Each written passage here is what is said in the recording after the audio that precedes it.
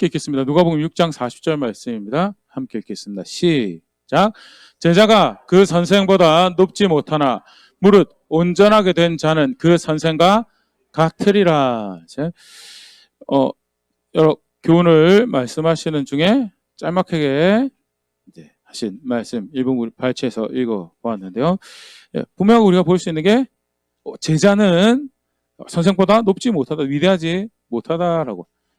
쉽게 말해서 따라야 될 선생이 따라야 될 그 선생의 가르침이 분명히 있음에 대해서, 그 뜻이 분명히 있음에 대해서 그게 제자됨의 기본적인 자세죠. 그러면서 분명 방향성을 말씀하신 게 그 다음 대목인데요. 그가 성숙하게 되어져 간다 또는 온전하게 되어져 간다라고 할 때 그가 성숙한 모습이 결국 뭐가 되는 것이냐? 그 선생과 같아지는 것이고, 온전하게 된다고 할 때 그 모습이 뭐냐? 선생과 같아지는 거다라는 것을 짧지만 분명히 확인하고 있는 말씀, 오늘 요절 말씀으로 읽었는데요. 광고 시간에도 잠깐 말씀드렸던 것처럼요, 교회가 33주년입니다. 감사하죠. 제가 이렇게 최근에 교회 이사하면서 한 2가지 사건 정도가 이 33주년이 참 특별한 은혜구나라는 걸 다시 생각해 볼 수 있는 계기가 있었는데, 그 하나는 이 교회 인테리어 내부 공사 이렇게 작업하셨던 그 인부 중에 이제 한 분이 보수 때문에 잠깐 방문하셔가지고 수리하시고 이제 저기 앉아가지고 커피 한잔 하신다고 바닷가 보면서 이런저런 이야기 하시는데, 자기도 충무동에 있는 교회를 다니신다고. 교회 아이가 없어가지고 이제 10년 있으면 우리 교회가 어떻게 될지 모르겠다라는 그런 이야기를 이렇게 넌지시하는데, 그래도 그런 시기 가운데 33년이나 역사를 써올 수 있도록 해주셨다라는 게 참 한편으로는 감사한 그런 헤아림이 있었고요. 또 하나는 저희가 이사갈 쯤에서 폐기물 정리하시는 분이 이제 저희 와서 폐기물 이렇게 정리하시고 작업을 하시는데, 저희가 이제 가까운 데 있는 교회 하나를 또 폐기물을 정리를 한 교회가 있다고. 그 교회는 이제 문을 닫는 것 같더라. 이제 그런 이야기를 하는데, 아무리 봐도 이렇게 한 20년 채 안 된 교회였거든요. 그래서 그런데 33년이라 같이 모여서 예배를 드릴 수 있다는 사실 자체가 참 특별한 은혜구나라는 걸 헤아려보고요. 여러 가지 또 이야기들이 있습니다, 맞죠? 이렇게 같이 모여서 이런저런 이야기를 꺼내면 소소하게 밤을 샐 수 있는 이야기가 33년 동안 있죠. 그런데 사실 우리 함께 모여서 이 일을 정말 감사한다라고 했을 때, 사실은 33년 동안 교회라는 이름을 가지고 예배할 수 있도록 하신 거에 대해서 하나님의 은혜였다라고 하면, 그 하나님께서 뜻을 정하시고 목적을 가지고 우리를 교회로 이렇게 존재하신 거에 대해서 바른 화답을 하는 것이 사실 우리가 진짜 감사하는 모습이고 바르게 그 은혜를 헤아리는 모습이 아닐까, 그렇게 생각하면서 오늘 말씀 준비했고요. 그렇다고 할 때 우리가 교회로 존재하면서 하나님께서 우리에게 사실 다양한 교회들이 있죠. 다양한 교회들이 있는데 하나님께서 여러 가지 도전하신 말씀 중에서 우리는 어떻게 해서든 예수 그리스도가 제자가 되자고, 그리고 가서 제자 삼는 교회가 되자라고 그렇게 도전해 오시고, 부족하지만 그런 여정들을 써내려고 하신 부분에서 오늘 이 말씀 다시 한번 더 생각해 볼 수 있으면 좋겠다라는 생각으로 말씀 준비하게 되었습니다. 제자가 된다라는 건 특별한 일이 아니죠. 우리가 작년 연말에도 비슷한 말씀 함께 살펴봤었는데요. 모든 성도를 향한 부르심입니다. 제자가 된다라는 것은 요한복음 12장 26절, 사람이 나를 섬기려면 나를 따르라. 나 있는 곳에 나를 섬기는 자도 거기 있으리니 사람이 나를 섬기면 내 아버지께서 그를 귀히 여기시리라. 나를 섬기려면이라고. 우리가 예수님을 주로 압니다. 예수님 향한 신앙을 가지고 있습니다라는 또 다른 편이 예수님을 섬기는 거죠. 그게 예수님을 섬기는데, 그럼 예수님을 섬기고 예수님을 향한 신앙을 가지고 있다라고 했을 때 어떻게 하는 게 예수님을 향한 신앙을 가지고 있는 것이고 예수님을 섬기는 모습인가? 예수님께서 뭐라고 말씀하시죠? 나를 따르는 게 그게 나를 섬기는 거다라고. 그래서 내가 있는 곳에 그도 함께 있는 것이 그게 나를 섬기는 거고 나를 향한 신앙을 가지고, 우리가 조금 전에 읽은 말씀에서 그렇게 말씀을 하고 계시는데요. 나를 따른다라고 할 때 이 따른다라는 것이 소위 말하는 제자됨의 가장 기본적인 특징이에요. 제자는 항상 늘 선생을 따르는 자리에 있는 것이고, 선생이 가는 곳에 그가 옳다라고 하는 것에 동해서 함께 서는 그게 제자의 모습이고, 근데 그게 뭐냐? 그게 예수님을 섬기는 모습이고 예수님을 향한 신앙을 가지고 있는 모습이다라는 것. 그래서 절대 특별한 누군가, 특별한 누군가가 제자가 아니고 신앙을 가지고 있다라고 할 때 우리 모두는 제자가 되는 부르심을 가지고 있다는 것이 성경에서 가르치고 또 도전하는 바죠. 더더군다나 그 제자가 된다는 거 여러 각도로 사실 생각을 해볼 수가 있는데 오늘 우리가 읽었던 요절 말씀에서도 그런 것처럼 제자가 된다라는 것은 예수님을 닮아가는 자리에 있어야 되는 것이 그게 제자가 되는 모습이다라는 것. 여러 본문 볼 수 있겠지만 요한복음 13장 15절에 이렇게 예수님께서 말씀하십니다. 내가 너에게 행한 것 같이 너희도 행하게 하려 본을 보였노라 하면서 제자들의 발을 닦이시면서 요한복음 13장에요. 발을 다 닦이고 난 다음에 그렇게 말씀하세요. 너희가 나를 주로 또 선생이라고 아느냐? 그렇게 이야기하느냐? 맞다. 근데 내가 주라고 너희가 나를 주라고 나를 선생이라고 안다고 한다면 어떻게 하라고 지금 말씀하시는 거죠? 오늘 본문에서 네, 내가 본을 보여준 그대로 행하라라고. 선생님이 하는 것처럼 행하고 그렇게 선생님을 따르고 하는 것이 그게 예수님을 주라고 선생이라고 그리고 내가 제자입니다. 내가 그렇게 예수님을 섬깁니다라고 하는 신앙의 모습이다라는 것. 그러면 한번 같이 생각해 볼게요. 제자가 된다라는 것 가장 원론적인 모습 중 하나가 예수님을 닮아간다라는 거 할 때 그러면 예수님을 아는 게 굉장히 중요하겠죠. 그래서 사실 예수님을 어떻게 아는가가 내가 어떻게 제자가 되는가가 결정이 되어지고 반영이 되는 모습이다라는 거예요. 그러면 실제로 성경에서 예수님을 어떻게 가르치고 있는가라는 걸 살펴보기 전에 굉장히 중요한 예수님을 안다라고 할 때 굉장히 중요한 원칙이죠. 요한 1서 4장 1절부터 3절 말씀입니다. 사랑하는 자들아 영을 다 믿지 말고 오직 영들이 하나님께 속하였나 분별하라. 많은 거짓 선지자가 세상에 나왔음이라. 사도 요한이 사랑하는 교회 사랑하는 성도에게 편지를 쓰면서 영들이 역사를 하는데 이미 거짓된 영이 역사를 하고 있고 그를 따른 거짓 선생들이 나와 있는 상황이라서 분별을 하는 것이 그게 신앙을 가진다랄 때 중요한 모습이고 현재 도전이 있는 상황이다라는 것 이야기하면서 그 다음에 케이스를 하나 이야기하는 게 2절 3절입니다. 이로써 너희가 하나님의 영을 알지니 곧 예수 그리스도께서 육체로 오신 것을 시인하는 영마다 하나님께 속한 것이요 3절 예수를 시인하지 아니하는 영마다 하나님께 속한 것이 아니니 이것이 곧 적그리스도의 영이니라. 오리라 한 말을 너희가 들었거니와 지금 벌써 세상에 있느니라. 예수님을 안다라고 할 때 예수님을 성경대로 육체로 오신 것을 그런 예수님을 안다라고 하면 그건 뭐예요? 하나님께 속한 것이고 내 나름대로 예수님을 정의를 해요. 특별히 배경에는 소위 말하는 조금 더 영적인 걸 추구한다라고 하는 영지주의자들이 예수님이 특별한 존재인 거는 알겠어요. 근데 자기들 취향이 있어요. 뭐냐면 영은 항상 선한 것이고 육은 항상 악한 것이다라는 자기들 취향이 있고 그런데 선하고 선하신 하나님의 아들 구원자가 육신으로 성경대로 육신으로 이 땅에 왔다는 것을 자기 취향하고 같이 결부하려니까 받아들일 수가 없는 이해가 돼요. 그래서 예수님은 오시긴 오셨는데 실제로 육체로 가지고 오신 것이 아니고 영으로 오셨다라는 성경적이지 않은 다소 성경적이지 않은 자기들의 이해를 가지고 만든 예수님의 이해를 이야기를 하게 됐고 그 부분에 대해서 뭐라고 이야기하냐면 그거는 하나님께 속한 것이 아니고 뭐라고요? 적그리스도의 영이라고.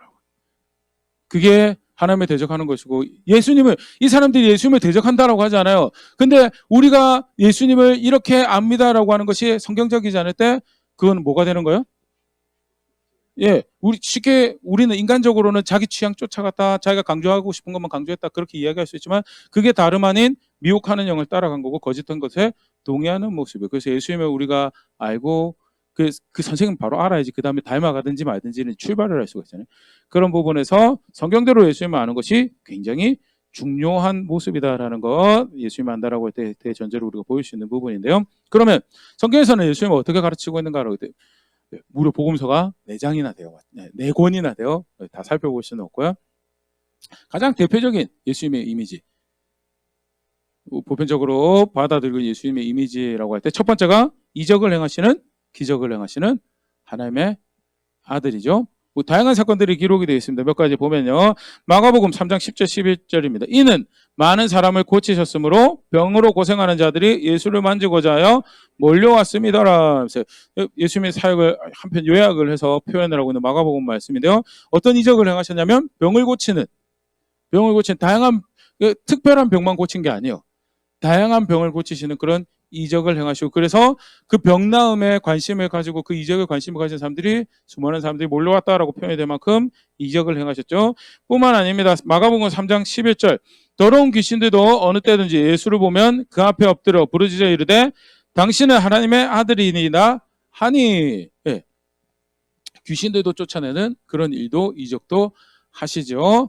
병도 고치시고 귀신도 쫓아내시고, 더 나아가서 마태복음 8장 26절 27절입니다. 예수께서 이르시되 어찌하여 무서워하느냐, 믿음이 적은 자들아 하시고 곧 일어나사 바람과 바다를 꾸짖으시니 아주 잔잔하게 되거늘. 예, 네, 너무 잘 알려진 이야기죠. 꾸짖으셔서 풍랑을 잔잔하게 만드신 그런 일을 하시고, 27절, 그 사람들이 놀랍게 여겨 이르되 이가 어떤 사람에게 바람과 바다도 순종하는가 하더라 하면서요. 예, 그런 이적을 행하시는 하나님의 아들이었어요. 오병이어 사건도 있고, 다양하게 먹이기도 하시고 고치시기도 하시고 평화도 가지고 오시고, 그런 일들을, 귀신도 쫓아내시고 그런 일들을 하셨고요. 일종의 어떤 예수님의 이적을 보여주는 정점이죠. 죽은 나사로를 살리시는 그런 사건도 행하십니다. 요한복음 11장 43절 44절, 이 말씀을 하시고 큰 소리로 나사로야 나오라 부르시니, 44절, 죽은 자가 수족을 배로 동인 채로 나오는데 그 얼굴은 수건에 쌓였더라. 예수께서 이르시되 풀어놓아 다니게 하라 하시니라. 성경에 나오는 예수님의 아주 대표적인, 한번 혹시 나중에 시간이 되시면 한번 분류를 한번 해보시죠. 쭉 마태복음 전체 분량에서 이적을 행하시는 예수님의 모습을 얼마나 기록을 하고 있는가로 한번 상당한 분량이 포함이 되어 있을 거로, 마가복음에서도 상당한 분량이 포함되어 있어요. 예수님 하면 대표적인 그런 이미지가 병을 고치시는, 병을 낫게 하시는, 심지어 죽은 자도 살리시는 그런 놀라운 하나님의 일을 하시는 선생님이라는 부분인데요. 분명히 성경에 기록하고 있는 예수님의 모습이 맞죠. 근데 사실 우리가 예수님을 안다라고 할 때 본질적이고 한 중심에 놓여질 만한 그런, 사실 한 중심에 놓여질 만한 이야기예요. 근데 안타깝지만 병을 고치시는 예수님, 이적을 행하시는 예수님, 그렇게 예수님을 알고 그게 강조가 되면, 그럼 제자가 어떤 제자가 돼야 되나요? 예, 병 고치는 제자가 돼야 되죠. 예, 치유센터 운영하는 제자가 돼야 되고, 그런 능력을 받아가지고 능력을 행해야 되는 그런 제자가 되는데, 근데 그게 성경에서 이야기하고 있는 본질적인 예수의 모습인가라고 할 때 조금 괴리가 있어요. 오해는 하지 마세요. 성경에서 예수님 표현하고 있는, 성경에서 가르치고 있는 예수의 모습이 맞습니다. 그리고 우리가 제 기억으로 작년에 기억을 하는데, 우리가 쭉 살펴보면서 사실 요한복음이 그런 이야기를 가장 많이 하고 있는 걸로 보는데, 표적이다라고. 그가 이적을 행하면 이적 자체가 목적이 아니고 그가 어떤 존재인지를 나타내기 위해서 행하시는 일이지, 이적 자체가 목적이 아니었다라는 거, 그게 우리가 알고 있는 바인데요. 안타깝지만 사실 이런 대표적인 이미지만 가지고 예수님의 모습을 연상을 하면, 좀 전에 우리가 이야기했던 것처럼 이적을 행해야지 예수님 제자가 되는 것처럼, 그리고 특별한 능력을 행해야지 예수님 제자가 되고 예수님 닮아가는 것처럼 그렇게 생각하는 이해가 있을 수 있다라는 거죠. 또 다른 성경의 또 대표적인 예수님의 모습을 보면요, 요한복음 10장 14절 15절입니다. 나는 선한 목자라. 나는 내 양을 알고 양도 나를 아는 것이, 아버지께서 나를 아시고 내가 아버지를 아는 것 같으니 나는 양을 위하여 목숨을 버리노라. 예, 선한 목자라고 표현되어지는 예수의 모습이죠. 두 가지에 나눠서 이렇게 생각을 해보면 선하다라는 표현. 사실 예수님 하면 그런 친절한 그런 모습, 또는 나이스한 관대한 모습들을 많이 생각을 하죠. 좋으신 분, 선하신 분, 그런 이미지 많이 가지고 있습니다. 실제로 그래요. 근데 대표적인 모습 하나 보면 마태복음 8장 2절 3절, 한 나병 환자가 나와 절하며 이르되 주여 원하시면 저를 깨끗하게 하실 수 있나이다 하거늘. 제가 2절부터 보고 볼게요. 나병 환자가 와서 저를 고쳐주세요라고 하지 않습니다. 뭐라고 말하나요? 원하시면요. 이게 다르게 표현하면 원하시지 않을 수 있다라는 거죠. 아니, 왜 이렇게 이야기했을까? 병을 고침, 특별히 나병 같은 경우는 고침받는 게 정말 절박했을 텐데 왜 원하시지도 않을 수 있다라는 전제를 가지고 이 이야기를 하는가라고 볼 때, 성경에서 나병은 뭐 병균에 의해서 감염될 수도 있지만 성경에서 나병이 가지고 있는 대표적인 이미지는 신벌이죠. 하나님이 내리신 벌이에요. 그래서 하나님의 동네, 하나님 마을, 하나님 살아가는 그 지인 가운데, 마을 가운데 거할 자격이 없다고 해서 진 밖으로 나가야 되는 사람이 나병 환자고요. 그러니까 동네에서도 저 사람은 고침받아야 되고 원한다라기보다는 뭐가 우선이에요? 일단 진 밖으로 나가야 돼, 격리가 되어야 되는 그리고 거기에 대해서 네가 낫기를 원한다라고 이야기하는 것도 사실은 좀 전에 얘기드린 것처럼 심벌이라는 그런 이미지가 있기 때문에 본인을 내가 병을 고침받기를 누군가 원할까? 물론 가족들은 원하겠죠. 그런데 생명부지인 선생님이 내가 병을 고침받을 소위 말하는 그런 하나님께로부터 왔다라고 하는 이가 나의 병 고침을 원할까라는 그런 우려 또 그런 전제가 있었던 정황을 사실은 읽을 수 있는 표현이 당신께서 원하시면 주여 원하시면 저를 깨끗하게 하실 수 있나이다 해서 우리가 볼 수 있는 대목인데요. 근데 예수께서 어떻게 하시냐면 3절입니다. 예수께서 손을 내밀어 그에게 대시며 이르시되 내가 원하노니 깨끗함을 받으라 하시니 즉시 그의 나병이 깨끗하여진지라. 내가 원하노니 깨끗함을 받으라라고만 하셔도 굉장히 감동적인 그림이에요. 맞죠? 그 이적을 행하시는 하나님께로부터 그 높으신 선생님께서 원한다라고 말씀하시면서 깨끗함을 병을 치료해 주신 그 굉장히 친절한 모습인데 거기다 하나 더 하시죠. 예수님 어떻게 하셨다고요? 예, 손을 대시면서요. 포용의 모습이고요, 유대감의 모습이고, 예, 받아들여짐의 모습이고, 예수님 그렇게 나이스하고 친절하고 감동적이지 않나요? 소위 말하는 두루두루 좋아할 예수님의 모습이죠. 예수님 그만큼 선하신 분이셨어요. 또 하나 더 보면요. 마태복음 19장 14절 예수께서 이르시되 어린아이들을 용납하고 내게 오는 것을 금하지 말라. 천국이 이런 사람의 것이니라 하시고. 요즘에야 어떻게 해서든 좋은 자리 또 감동받고 좋은 경험할 수 있는 자리 아이들 데리고 가죠. 그런데 사실 어린아이는 그래도 투표권이 주어지나요? 안 주어지나요? 중요한 일을 결정할 자격이 없어요. 중요한 일을 할 자격이 그만큼 성숙함이 없다고 여겨지는 것이 어린아이고요. 그래서 뭔가를 중요한 일을 논하고 할 때 어린아이를 데려갈 수 있나요? 없나요?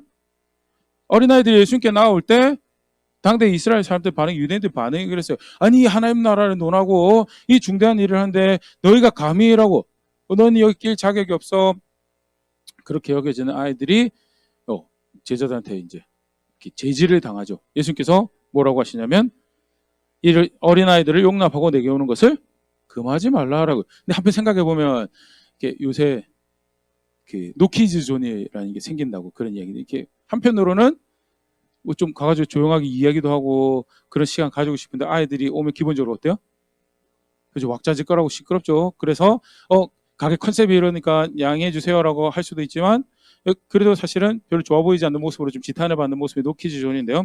그런 거 생각을 해보면 어느 감히 예수님께서 막 예를 들어서 심령이 가난한 자는 복이 있는데 막 저기서 애들끼리 막 놀고 싸우고 그러고 하면 어때요?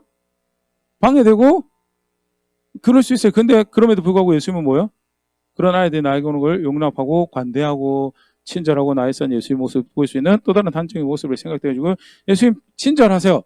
친절하시고 선하신 분이십니다. 더 나아가서 그냥 선하시기만 한 게 아니고 내 양을 위해서 내 목숨을 내어놓는 목자다라고 말씀하시는, 자신을 주시기까지 사랑하시는 그런 선하신 목자죠. 요한복음 15장 12절 13절입니다. 내 계명 곧 내가 너희를 사랑한 것 같이 너희도 서로 사랑하라는 이것이니라. 내가 너희를 사랑한 것 같이 사랑하는 거예요. 어떻게 사랑하셨냐? 13절 사람이 친구를 위하여 자기 목숨을 버리면 이보다 더 큰 사랑이 없나니. 예, 자기 목숨을 버리기까지 끝까지, 성경에 다양한 표현으로 그냥 목숨을 버리기까지 또는 끝까지 사랑하셨다라는 표현으로 설명이 되면서 예수님에 대해서 우리가 가지고 있는 대표적인 이미지죠. 예수님이 이해하는 중요한 모습입니다. 그런데 사실은 이것만 강조를 하게 되면 이런 예수님을 이렇게 하면 어떻게 돼요? 친절을 하려고 노력하겠죠? 나쁘지는 않아요. 맞죠? 근데 이 사람한테도 친절하고 저 사람한테도 친절하고 과연 예수님이 그렇게 하셨는가 생각해 보면 사실 그렇지는 않아요. 성전에서는 어때요? 판을 뒤집어 엎고 밧줄을 휘두르시는 예수님의 모습이 분명히 기록이 되어 있고요. 또 소위 말하는 우린 진리를 가졌다라고 하지만 하나님의 말씀을 왜곡하는 바리새인들, 서기관들에게는 야 이 저주받을 놈들아라고 이야기하시면서 격렬하게 싸웠던 모습들이 독사의 새끼들아 하면서 격렬하게 싸웠던 예수님의 모습을 우리가 보일 수 있고, 단순히 그냥 친절하고 나이스한 예수님을 예수님의 코어다, 예수님이 이해하는 본질적 모습이다라고 그렇게 놓기에는 사실 성경은 그렇게 가르치고 있지 않더라라는 거죠. 중요한 모습이 예수님이 이해한 중요한 다음에 좀 전에 우리가 앞에 살펴봤던 기적을 행하시는 선생님도 마찬가지고 친절하고 나이스한 자기 목숨을 버리기까지 사랑한 그 모습, 예수님이 이해하는 굉장히 중요한 모습이죠. 그러나 성경에서 예수님께서 단도직입적으로 그렇게 말씀하시는 말씀이 있어요. 나는 너희가 나를 이렇게 기억하면 좋겠다. 나는 너희가 나를 이렇게 기억하면 좋겠다. 적어도 예수님을 안다라고 할 때 소위 말하는 본질적인 모습이 되는 모습으로 말씀하시는 게 누가복음 22장 19절 말씀이죠. 또 떡을 가져 감사기도 하시고 떼어 그 애들에게 주시며 이르시되 이것은 너희를 위하여 주는 내 몸이라 너희가 이를 행하여 나를 기념하라 하시고 이를 행하여 나를 기념하라라는 것. 이를 행하여 기념하라는 게 영어로 하면 뭐라 되어 있냐면 remember me. 이걸로 나를 기억하라. 나는 너희가 나를 이렇게 기억했으면 좋겠다. 그게 뭐죠? 대표적으로 지금 보고 있는 게 성찬이죠. 성찬은 십자가의 사건을 상징하는 그런 사건이고 다름 아닌 예수님은 나는 내 백성들이 내 제자들이 나를 십자가로 기억하는 그런 내가 됐으면 좋겠고 그런 너희면 그런 내 제자들이 됐으면 좋겠다라고 말씀하시는 거고요. 아까도 이야기드렸던 것도 기적을 행하는 모습도 중요합니다. 또 친절하신 모습도 굉장히 중요하죠. 그러나 본질적으로 예수님을 안다라고 할 때 우리가 절대 그 한 중심에서 놓치지 말아야 될 중요한 기초가 뭐냐? 그게 십자가고 그게 성찬식에서 처음 성찬식 제정하시면서 그렇게 말씀하시더라라는 거예요. 그러면 십자가는 뭘 의미하는 건가? 예수님께서 말씀하시는 예수님이 지신 십자가는 뭘 의미하는 건가라고 또 앞에 사실 다 들어가요. 맞죠?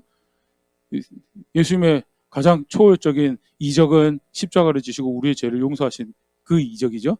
그리고 예수님께서 친절하고 나이스하고 관대하신 그 정점은 십자가를 지고 우리를 품으신 사건이었고 예수님 십자가는 그렇게 내가 죽기까지 너희를 사랑해 내가 이렇게 끝까지 너희를 사랑했다라는 것도 보여주는 대표적인 사건이에요. 근데 여기서 말하는 십자가가 과연 그걸까라는 부분에서 사실은 십자가를 놓고 발생했던 사건들을 조금 더 보면요. 조금 뉘앙스가 다르다는 걸 보일 수 있고 대표적인 모습으로 하나 보일 수 있는 게 예수님의 십자가는 예수님께 무슨 의미였는가? 요한복음 12장 27절 28절입니다. 지금 내 마음이 괴로우니 무슨 말을 하리요? 아버지여 나를 구하여 이때를 면하게 하여 주옵소서. 그러나 이를 위하여 내가 이를 위하여 이때 왔나이다. 여기서 이때는 십자가를 앞서시고 하시는 말씀이거든요. 뭐라고 말씀하세요? 내 마음이 괴롭다라고. 달가운 일이 절대 아니에요. 달가운 일이 절대 아닌데 그래서 뭐라고 말씀하시나요? 나를 구원하여 이때를 면하게 하여 주옵소서라고. 그런데 그 다음에 하시는 말씀이 그러나 내가 이를 위하여 이때 왔나이다. 이게 도대체 무슨 말인가? 28절 계속 이렇게 설명이 이어집니다.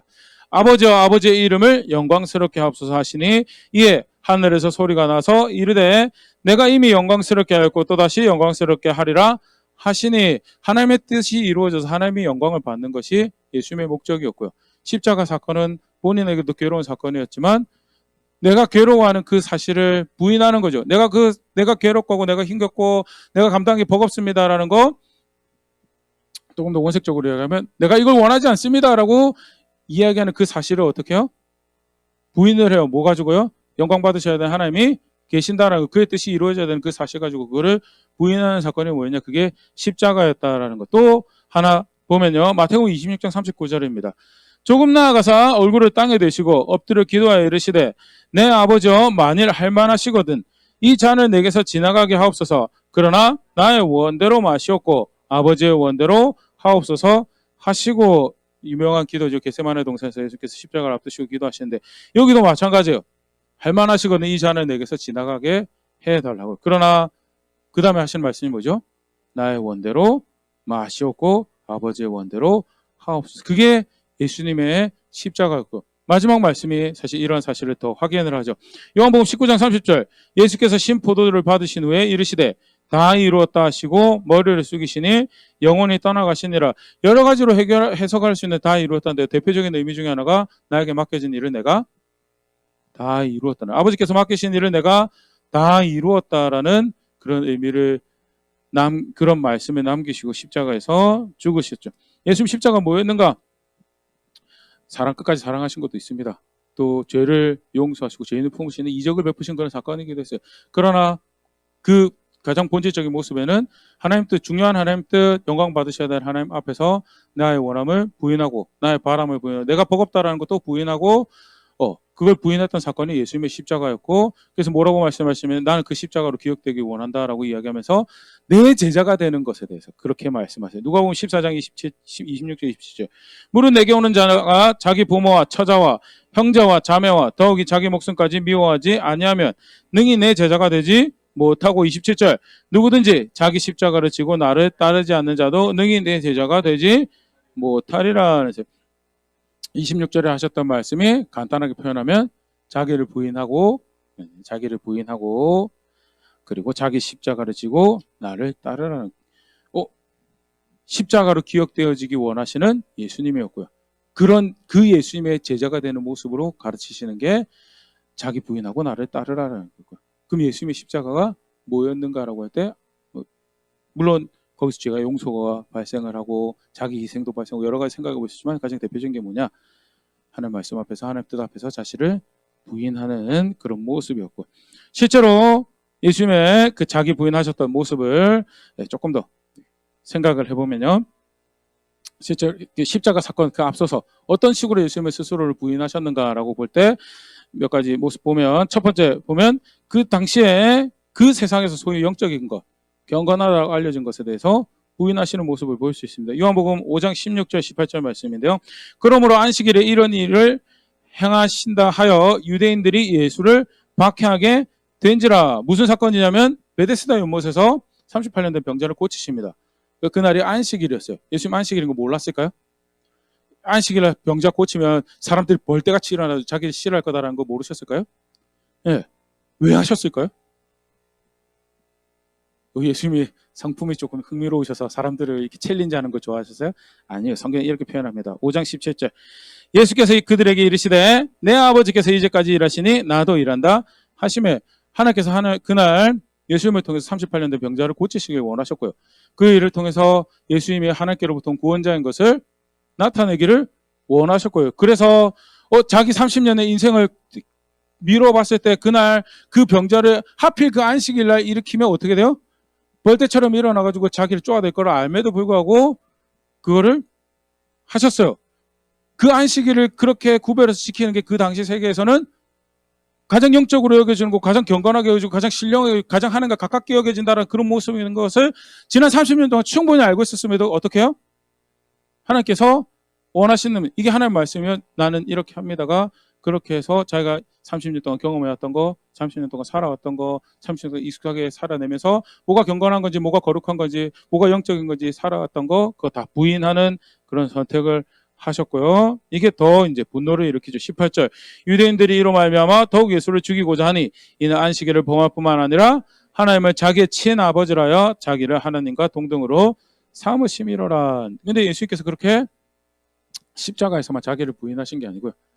살아오면서 하나님 말씀 앞에서 소위 동시대 영적이다라고 하는 거, 동시대 경건하다, 동시대 거룩하다라는 거, 그거 부인하는 걸음 사셨다라는 거.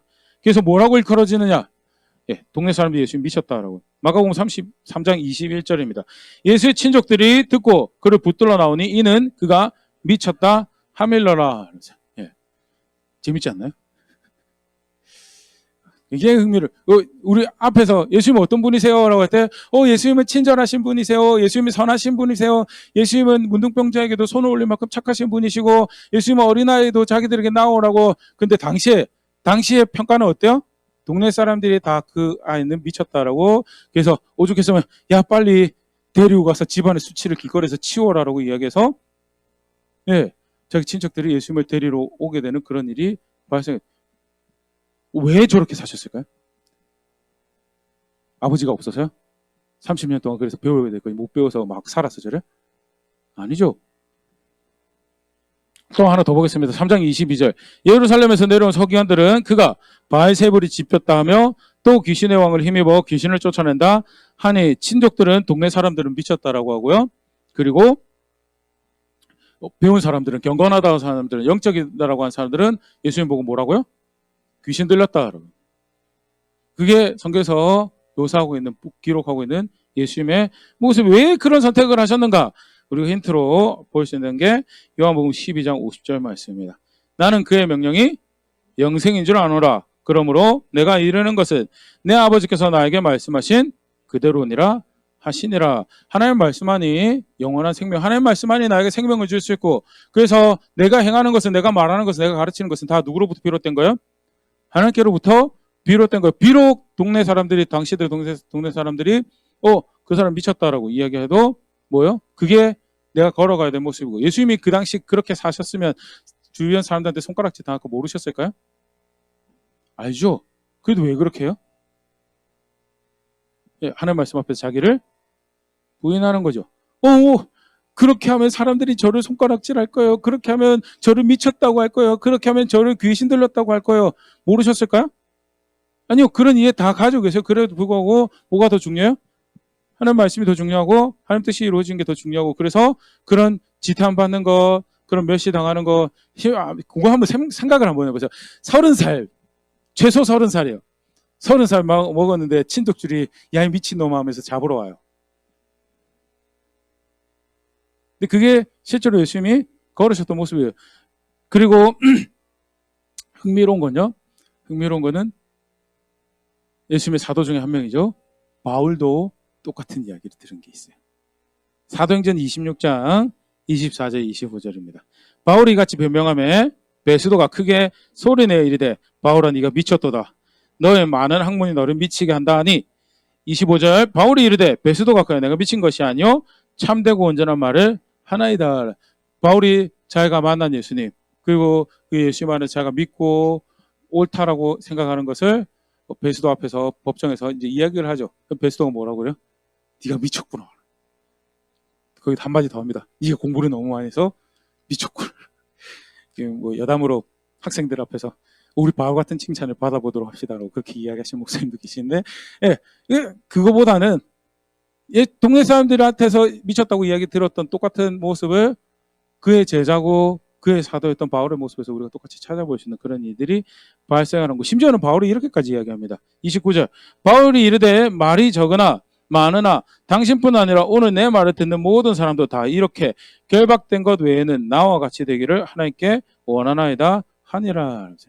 이렇게 정말 생명이라고 여겨지는 것, 정말 도움이라고, 정말 구원이라고 여겨지는 것, 그걸 위해서 부인하고 걸어가야 돼. 길을 걸어가는 그런 자리에 나 말고 당신들도 있기를 원합니다. 도대체 뭘 믿었기 이렇게 이야기하는가? 고린도전서 1장 22절 24절 우리가 힌트로 볼 수 있는 말씀이죠. 22절부터 같이 한번 읽어볼까요? 22절입니다. 시작.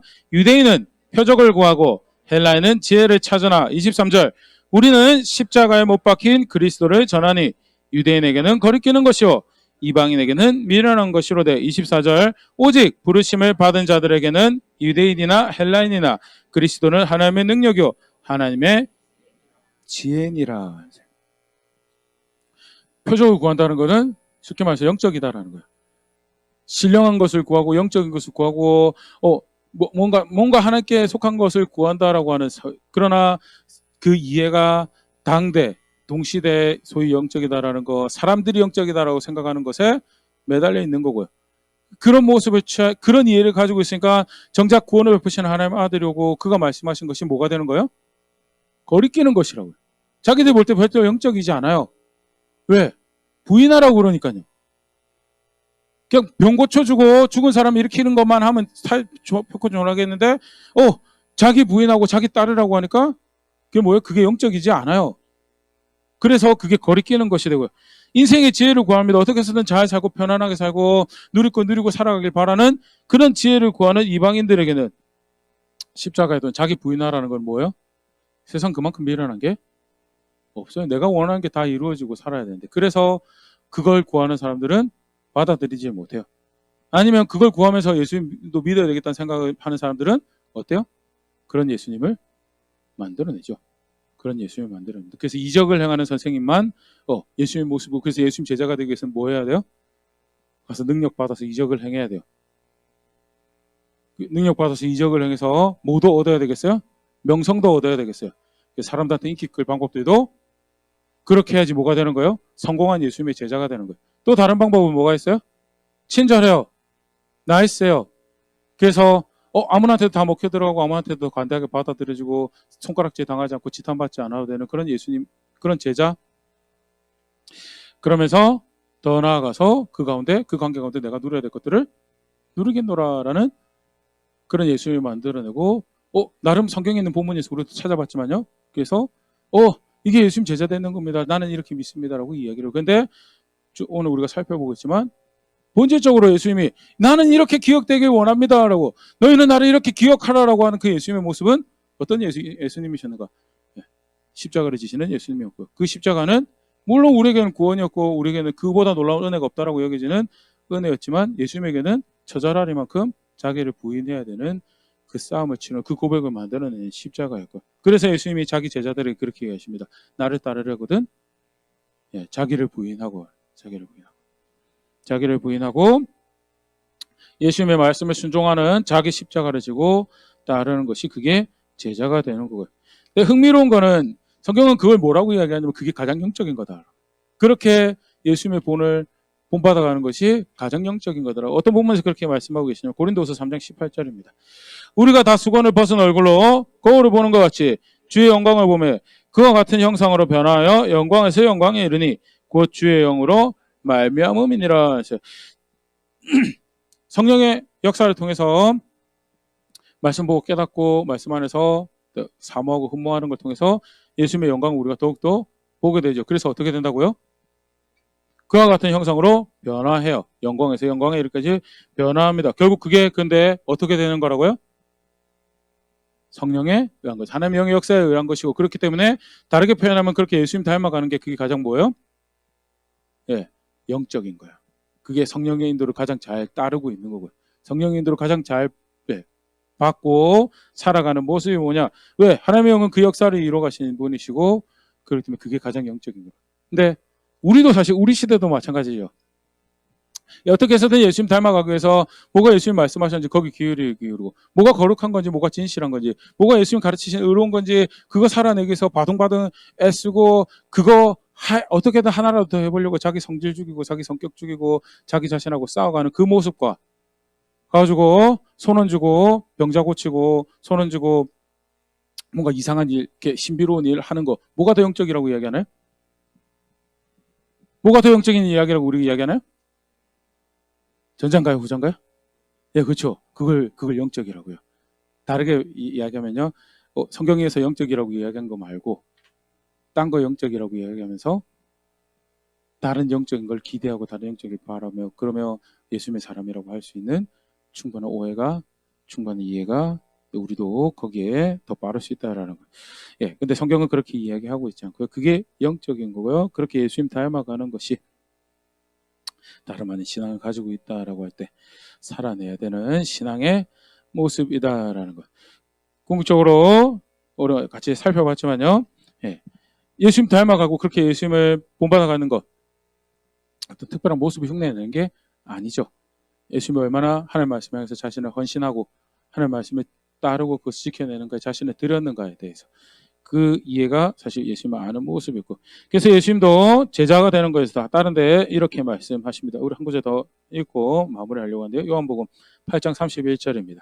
함께 읽겠습니다. 8장 31절 시작. 그러므로 예수께서 자기를 믿은 유대인들에게 이르시되 너희가 내 말에 거하면 참으로 내 제자가 되고. 예, 굉장히 흥미로운 말씀이에요. 예, 볼 때마다 참 흥미롭다 생각하는데요. 첫 번째 대상이 누구에게 예수님께서 말씀하시죠? 예, 자기를 믿은 유대인들에게. 근데 그 사람들이 다 제자가 아니에요. 맞죠? 그러니까 예수님께서 뒤에서 뭐라고 하시냐면 내 말에 거하면 참으로 내 제자가 되고. 그러니까 앞에서 자기를 믿은 유대인들이란 표현은 예수님께 호의를 가지고 있는 사람들이에요.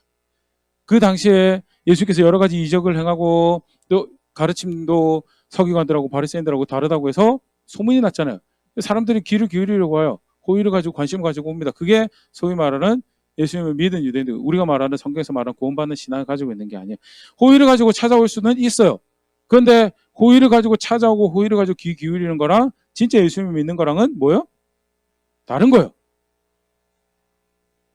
이게 우리가 사실 교회를 다니면서도 그럴 수가 있죠. 좋은 말씀을 해주시는 것 같아. 호의를, 관심을 가지고 그걸 10년, 20년, 30년, 40년 할 수 있어요. 근데 그래도 어때요? 제자는 아닐 수가 있어요. 다르게 표현하면 구원받는 신앙은, 하나님 나라에 함께하는 신앙은 아닐 수가 있다라는 거. 그러면 뭐가 제자가 되는 거고 뭐가 그 하나님 나라에 함께하는 신앙의 모습인가? 뭐라고 말씀하시죠? 네, 너희가 내 말에 거하면, 예수님 말씀 따라 살아가면 그게 구원받는 신앙의 모습이고, 그리고 예수님 말씀 따라 살아가니까 그게 예수님 닮아가는 자리고요. 예수님 오늘 우리가 쭉 살펴봤던 거 다시 한 말씀에서 쭉 살펴보는데 그게 결국 뭐가 되는 거예요? 제자가 되는 거더라. 33주년 시작하면서 잠깐 이야기 드렸지만 여러 가지 이야기들이 있습니다. 감사할 이야기들이 참 많고 이렇게 인도에 오셨고 이렇게 보호해 주셨네요 라는 그리고 나서 아직 우리에게 문을 안 닫았어요. 맞죠? 우리가 계속 교환교회로 모이고 예배할 수 있는 기회가 주어진다는 것은 꼭 계속해서 주어지는 은혜 가운데 우리가 화답하고 감사해야 될 실제적인 모습이 있다는 거예요. 그냥 마음으로 막 감사합니다. 즐겁네요. 기쁘네요. 그게 감사하는 본질적인 모습이 아니죠. 은혜를 베푸신 거에 그렇게 인도해 오시고 보호하신 것에서 감사하는 모습을 우리가 마땅히 살아내야 될 것인데 그와 관련해서 제자되라고 기회를 또 주시는 건데 제자되라고 또 나가서 제자 그렇게 삼으라 하고 기회 주시는 건데 나는 어떻게 제자가 되기 위해서 걸음을 만들어 왔고 나는 어떻게 제자가 되기 위해서 제자를 또 삼기 위해서 수고하고 있는가 같이 한번 말씀하면서 또 주어진 기회 앞에서 한번 이렇게 헤아려 볼 수 있으면 좋을 것 같고요. 예수님의 제자가 되는 여러 모습 중에서 오늘 구체적으로 예수님을 닮아가는 게 제자의 모습이었다. 그게 제가 성숙해집니다라고 제가 자라갑니다라고 이야기하면 결국 뭐가 더 보여야 되는 거예요? 오늘 요절 말씀에서요? 예수님이 더 보여야 돼요. 하나님의 말씀이 옳기에 니들이 생각하는 영적인 거 니들이 생각하는 경건한 거 다 상관없어. 하나님의 말씀이 그게 생명이고 그게 영생이야. 그게 가장 영적인 거죠. 그게 가장 탁월한 거고 그런 싸움을 실제적으로 치러가고 있는지 그럼 뭐예요?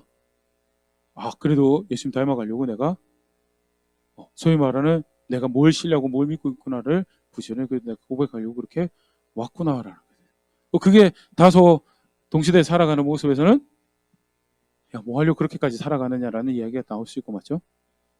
뭐 하려고 그렇게 스스로를 불편하게 만드냐 그런 이야기가 나올 수도 있어요. 그럼에도 불구하고 어쩌겠어요. 그게 예수님 하신 말씀인데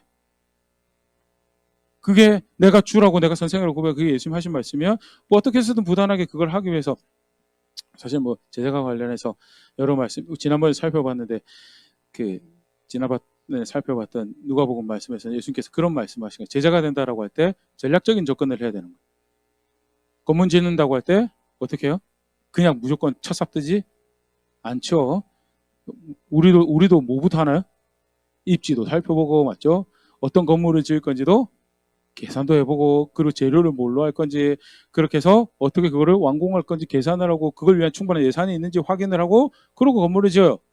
제자가 된다는 거 막상 들고 무조건 삽질해가지고 그렇게 제자되지 않아요. 내가 어떻게 실제로 그 모습을 오늘 우리가 살펴본 모습을 참고로 하면 어떻게 내가 예수님의 그런 모습을 하는 말씀 존중하고 그렇게 자기 부인하는 모습을 살아갈 것인가 견적 내봐야죠. 그리고 그걸 위해서 구체적으로 어떻게 할 건지 전략도 짜고 내가 반복적으로 뭐 잘 안 되는 게 있어요. 그 관계의 문제일 수도 있고 습관일 수도 있고 여러 가지 모습을 반복적으로 내가 불쑥불쑥 끄집어내는 그것만 딱 걸리면 예수님 말씀도 오간데 없고 뭐가 선한지 뭐가 의로운지 바른 건지 정직한 건지 받은 은혜 헤아린 것도 아무것도 없고 내가 원하는 건 부스к 튀어나오고 내 욕심만 눈이 시퍼래져 가지고 어떻게 해서 그걸 해내고 말까 그거 튀어나오는 그러면 전략적으로 어떻게 하면 내가 이걸 제압하고 어떻게 하면 이걸 피하고 그런 계산을 해서 실제로 해내기 위해서 가는 게 그걸 성경에서 예수님께서 지난번에 그게 신앙이라고 그게 제자 되는 모습이고 나는 근데 닮아가는 게 제자라고 그러고 그리고 제자 삼으라고 초청도 받았는데 실제로 그걸 해나가기 위해서 나는 어떻게 마음을 들이고 어떻게 수고를 하고 무엇을 고쳐나가고 무엇을 배워가고 있는가 다시 말씀 앞에서 정직하게 돌아볼 수 있으면 좋을 것 같고 뭐 사실 허락하신 시간 안에서 소위 말하는 옛 고전에 그런 이야기가 하죠. 천국문에 나의 뒷발꿈치가 마지막 발꿈치가 들어가기 전까지 계속해서 해야 되는 모습이 싸워야 되는 모습이 우리가 수고해야 될 이 모습인데요. 다시 한 번 더 말씀 앞에서 행하여야 될 모습 수고해야 될 모습 내가 무엇을 신앙이라고 고백해야 되는 건가에 대해서 다시 정직하게 정리할 수 있으면 좋을 것 같고요. 규정하신 대로 하나하나 배워내고 살아내면서 내가 나의 구원의 하나님을 압니다.